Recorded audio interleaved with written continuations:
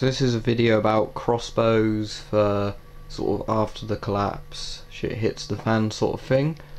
So I've got two crossbows here, an £80 draw weight pistol crossbow and a £150 draw weight full size recurve crossbow.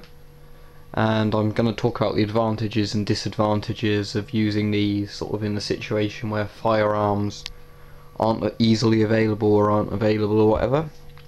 So the main crossbow is £150 draw weight, and you cock it by putting your foot in the stirrup that's there, and then you sort of pull the string back until it locks in place, and you insert the bolt and fire it, and or release it, as the proper term would be, loose it. It takes roughly 13-inch bolts, 12.5-inch bolts, 14-inch bolts. As long as they're roughly that size, they fire pretty well and pretty accurate.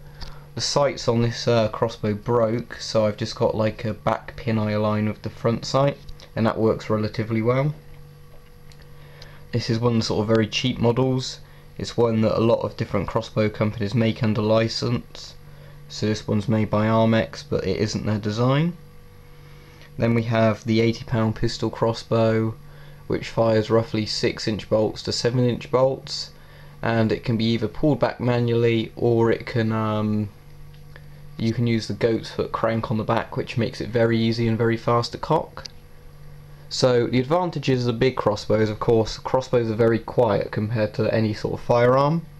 If you've got a lot of background noise, you won't hear the crossbow fire at all, because it would just simply make a click noise and a little bit of a whir as it releases, and that's it.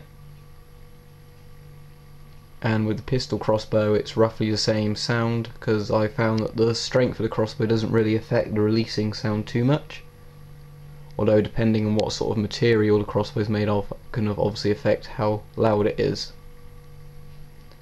Another advantage of the big crossbow is it's quite long range. It's lethal up until about 150 yards and decently accurate to that, but crossbows have quite a big arc on them, so you need to get used to where the bolt's going to go. And another advantage of crossbows, it's relatively light. Okay, but there are disadvantages to crossbows. Firstly, obviously the spread on a crossbow is quite wide with the bow. It's smaller than the actual bow would be, sort of power per sort of size of the actual recurve, but it is still big, and obviously if you're going to try and navigate that through a building, it's quite clumsy. That's where the pistol crossbow, in my opinion, has a real advantage, because although it's got a bow on there, it's so small that you can easily navigate it through doorways and things. And obviously both of these both crossbows, the big one especially, but the small one is still surprisingly powerful, and the small one could kill somebody up to about 30 yards easily, and it's decently accurate up to about 30 yards. Another disadvantage of crossbows is, especially the big one, is that you can't cock them easily. You have to obviously put your foot through the stirrup and everything. And a disadvantage with that is that if you've injured your arm or whatever, or you've suffered some sort of injury, you'd have a hard job cocking them. And there are cocking aids you can get, but obviously you want a reliability factor of having them cock as easily as possible with as little requirements after some sort of event. So that's one of the bad things for crossbow.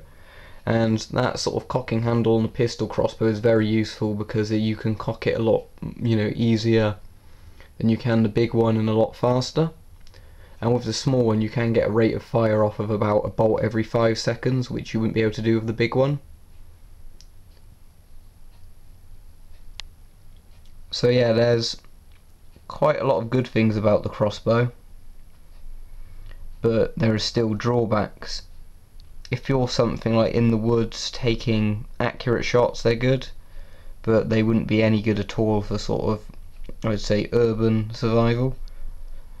Another bad thing about crossbows, it's bad and good how you look at it, is that the bolts are quite expensive, and you probably won't have that many of them, and once you lose the bolts or bend them, they're pretty much useless. So this is where the good bit comes in. You can use improvised bolts, and you can make improvised bolts. I've done a video on that, and Valley Survivor's done a good video on that that's worth watching. But the problem is that improvised bolts vary a lot with You know, in terms of accuracy, a lot of them penetrate well, but they lose accuracy a lot faster than normal bolts would, so when you're shooting over longer ranges they're going to be nowhere near as accurate. Well, I hope that's useful for what we're talking about. And yeah, another good thing about crossbows though is they're relatively inexpensive, especially for just recurve models like these. So if you wanted to buy one, they're pretty cheap to mess about with and learn if you like them or not, for sort of a survival thing. Well, thank you for watching.